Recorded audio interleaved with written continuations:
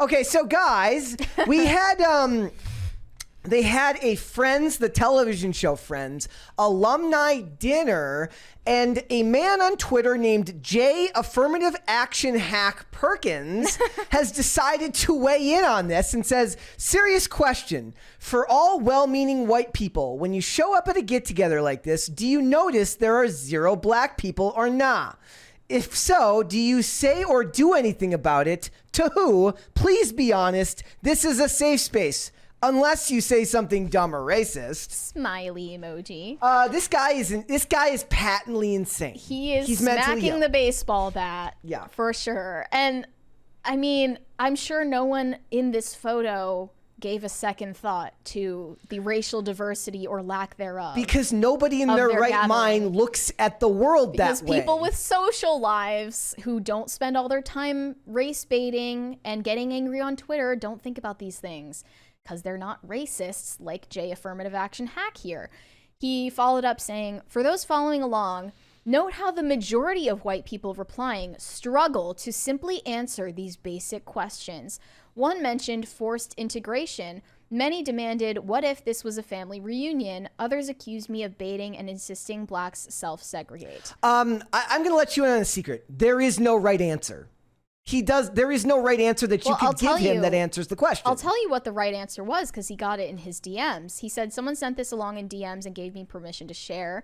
For white people looking to become more effective in their moral and practical duty to dismantle racism, this is a really good answer. Here's what this anonymous DM said.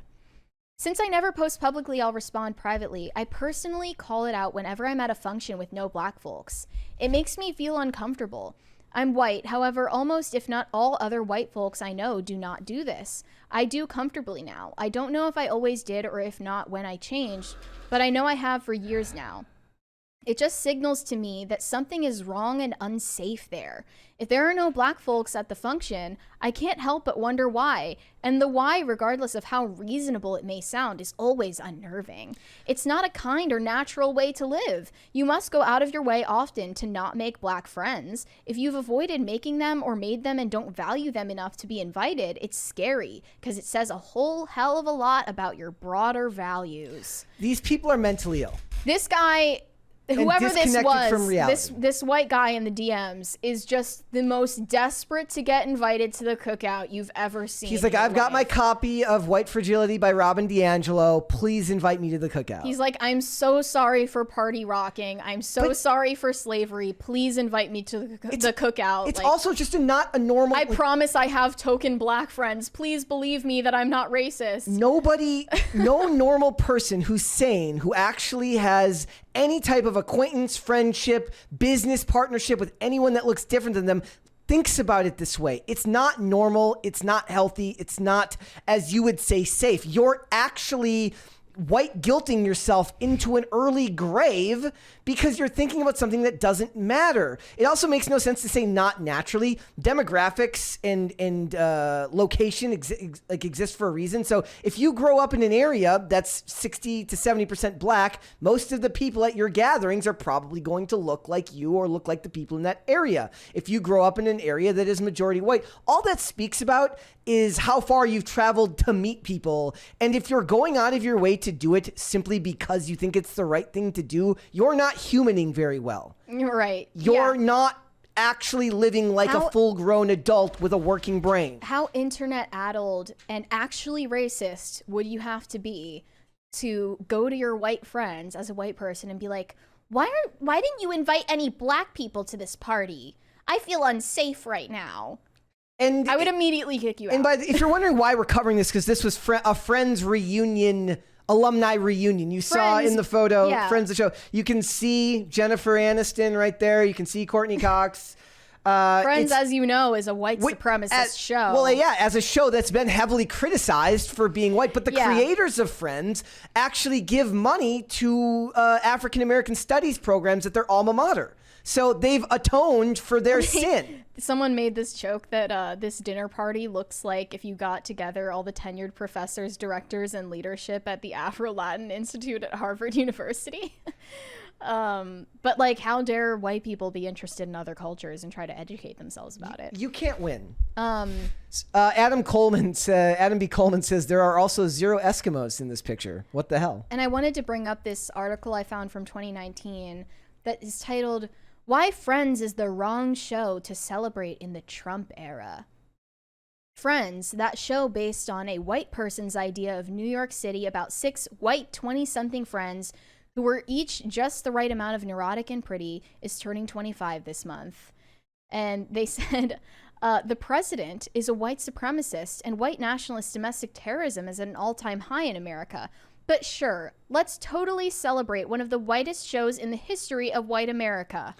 If these people don't think that this ends in any way other than people just ending up like white people will end up, there'll be a getting rid of white people. Like, you cannot have this level of vitriol towards a group of people and not expect it to end any way but badly. It's scary. I like Chew on Head's response. She said, What did she say? Family and Friends aren't a video game or a TV show that requires a diversity quota. It's the implication here that the people should go out and handpick some token black friends. LOL. These people are insane. And this person, this is your brain on critical race theory. Well, in the photo, they're clearly at a spirit cooking function. Yes. So, where are the Podestas at? But anyway, I saw a response from Steve Saylor that said, when you show up at a get-together like this, personally, I'm constantly being invited to get-togethers like this with my fellow best-looking and funniest middle-aged people in America. But the reason I'm never photographed with Friends alumni is because I'm against racism. Here, this person says this is a HuffPost editorial board photo. It's less diverse too. It's all women. Well, if they're all women, it's diverse, right? Yes, naturally, of course. Women are a minority. Yes, that's what that means. But yeah, this was just like a level of mental illness that you see on Twitter every day. You really It can't. just washes over me at this point. It's like water off a duck's back. You can't win with topics like this too, because he's in the comments to most of the people, and he responds to almost all of them. Like he gives a genuine response. I'm actually kind of like, at first I thought this dude was just clout chasing.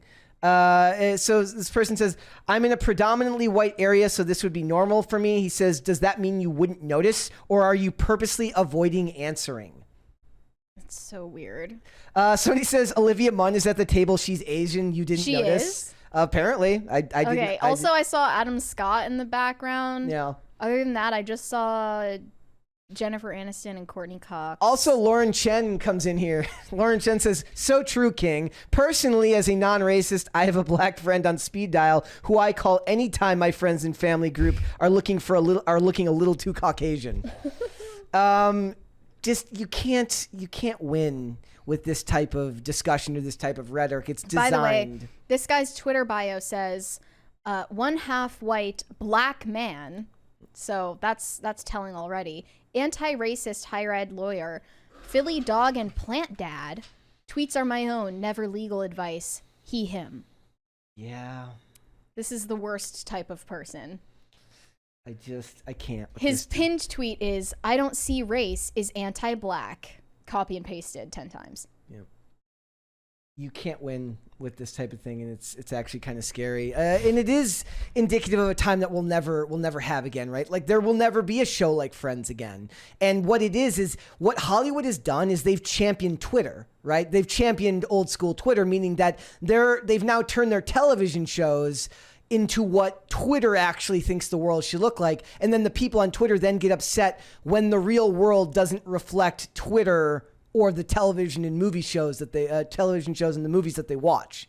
Mm-hmm. And it just shows you a level of disconnection with reality that people aren't living in the real world. They're living predominantly in a digital world and getting mad when the real world doesn't live up to what they expect it to be. But the world is not that clean or that simple. That's not the way it works. I mean, the truth is, Friends would never get made again, at least not with an all-white cast. And it's because of how tragically aware we are of this outrage marketing, you know?